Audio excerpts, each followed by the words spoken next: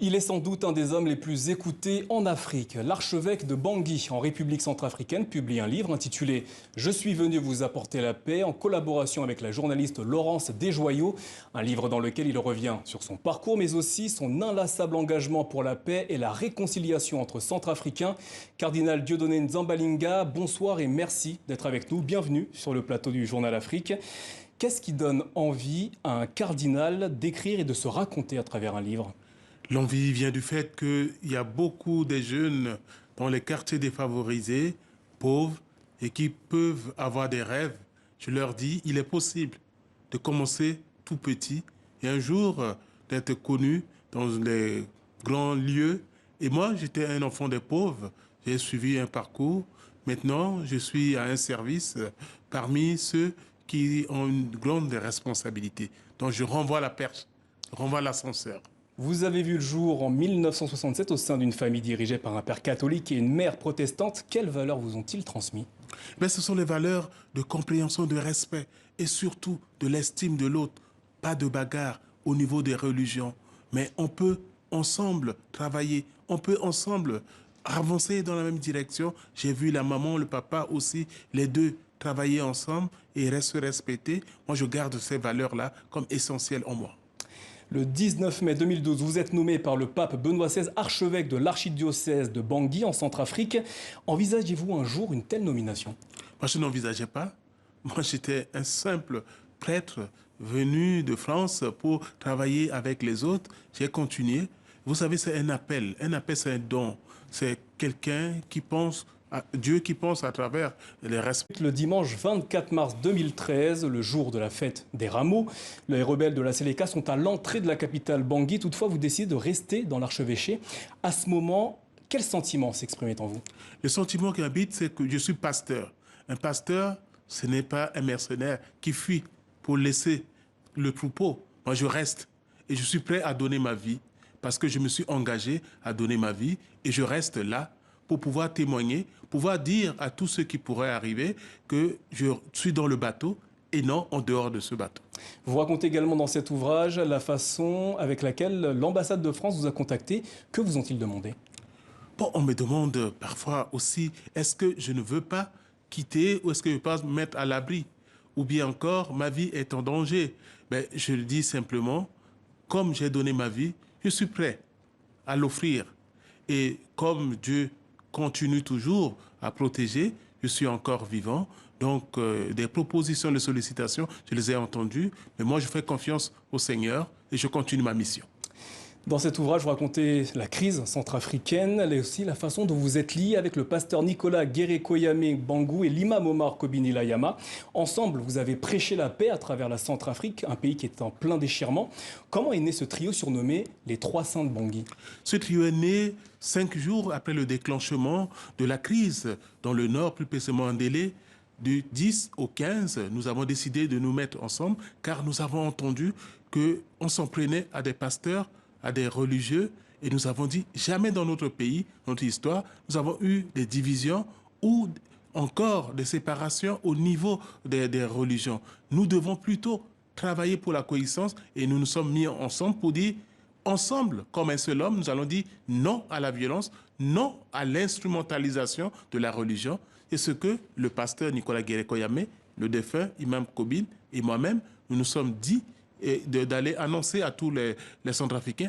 Nous ne sommes pas contentés seulement de parler aux Centrafricains, nous sommes allés sur le terrain pour dire à ceux qui ont pris des armes, les armes nous mènent vers des impasses, s'il vous plaît, revenons et discutons, cherchons d'autres voies pour rassembler et créer la cohésion sociale, sauver des vies humaines. Dans votre livre, vous parlez beaucoup de réconciliation. Je vous propose justement qu'on regarde ensemble un reportage réalisé en République centrafricaine au sujet des populations déplacées en raison des récents conflits et récentes violences dans le pays suite à la présidentielle. C'est un reportage de Simon Rodier, Samuel Thierry Nzam et Fabrice Biro. De réfugiés au Cameroun pendant 5 ans à déplacés dans leur propre pays, la Centrafrique. La grande famille de Amadou Mahamat ne voit pas le bout du tunnel. Rapatriés en novembre dernier, ils ont fui devant l'attaque des rebelles de la CPC et les voici maintenant abrités à Gomoko, un village à 50 km de Bangui, vivant de la charité des habitants.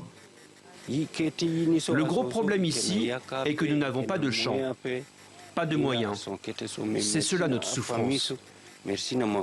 Merci à cette population et à leur chef pour l'accueil.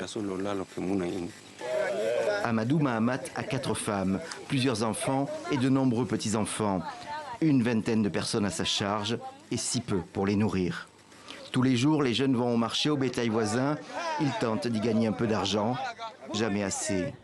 Il serait ainsi 10 familles, quelques 70 personnes dans ce petit village qui n'arrivent plus à les nourrir. Désormais, le chef du village appelle à l'aide. Je suis le père de cette communauté qui est arrivée ici. Ma population et moi, nous les avons accueillis. Nous leur apportons assistance et nous sommes à bout de force.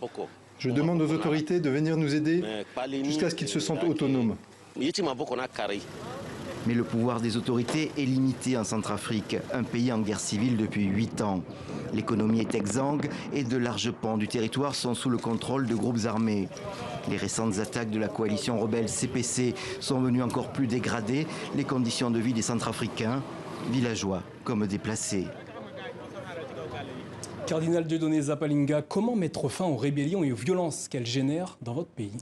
Pour mettre fin à cela, nous devons nous regarder en face, dire ce que nous portons en nous-mêmes, c'est-à-dire engager le dialogue, un dialogue sincère et franc, où nous aurons à vider nos sacs, où nous aurons à rêver ensemble, c'est-à-dire dire comment nous voyons la République, nous voyons l'État. Et si ceux qui veulent occuper des postes pouvaient un peu se déplacer à l'intérieur du pays, voir les souffrances, la misère, et nous venons là de voir les types, eh bien tous, on devait déposer les armes, tous, on devait dire, il est temps maintenant de nous donner main dans la main, de regarder dans la même direction, donner l'opportunité aux enfants maintenant d'aller à l'école, aux gens d'aller au champ, aux gens, à certaines personnes de soigner, et donner l'opportunité à ceux qui doivent s'occuper de l'administration d'accomplir leur mission. Mais si nous restons avec nos désirs égoïstes, nous allons continuer la guerre et on ne pourra pas s'en sortir. Au niveau de la plateforme des confessions religieuses, nous pensons que ensemble, il est possible d'apporter la paix et nous voulons désarmer les cœurs et les esprits. Inlassablement, nous continuons à le faire. Ce n'est pas un travail d'un jour, de tous les jours. Et nous le faisons. Tant qu'il n'y aura pas la paix, encore dans ce pays, nous serons toujours là, comme les artisans de paix, dire à temps et à contre-temps, parce qu'il n'y a pas d'autres conditions pour le développement de ce pays, pour la coexistence pacifique et surtout pour l'édification d'une nouvelle République centrafricaine. Et nous pensons que la paix, c'est la clé, c'est le moteur même qui doit nous déclencher et nous propulser vers un ailleurs. Et pour moi, c'est important. En décembre dernier, le pays a connu des élections émaillées de violence. Quel regard portez-vous sur ce scrutin? Était-ce inévitable? Ce scrutin a eu lieu, la communauté internationale et aussi le gouvernement ont demandé aux uns aux autres d'aller voter. L'essentiel s'est passé à la capitale. À l'intérieur du pays, on savait que les 3/4 du pays étaient occupés par les rebelles. Les gens n'ont pas voté. Soit ils ont voté, mais les urnes ont été brûlées. Donc, ce qu'on a compté, c'est autour de Bangui et aussi dans certains endroits, eh bien, le président a été élu, réélu. Maintenant, il a prêté serment. Nous attendons à ce qu'un gouvernement soit composé.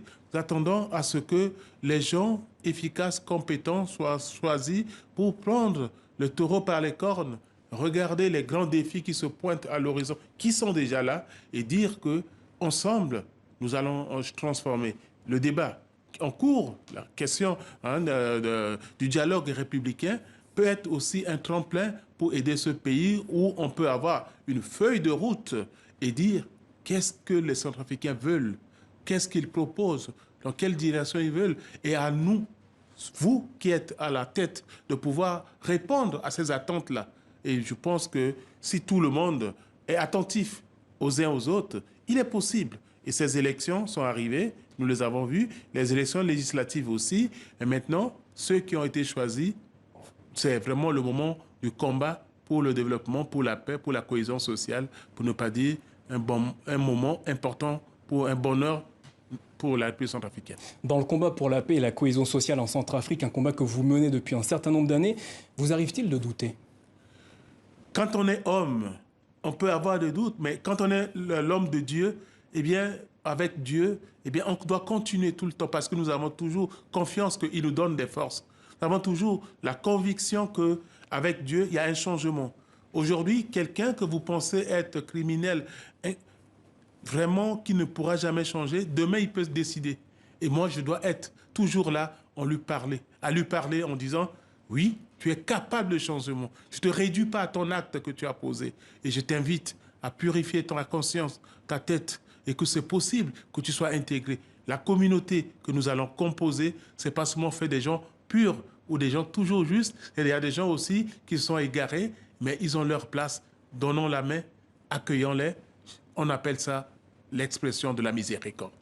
Cardinal Dieudonné Nzapalinga, merci d'avoir été notre invité ce soir. Je rappelle le titre de votre ouvrage « Je suis venu vous apporter la paix », un ouvrage à retrouver aux éditions Mediasol. Merci à vous. Je vous remercie. Ainsi va l'actualité sur le continent. Un salut amical à l'Ekena Cole qui nous quitte pour de nouvelles aventures. On lui souhaite une bonne route. Merci de votre fidélité. On se retrouve demain. Prenez soin de vous et belle soirée sur TV5 Monde.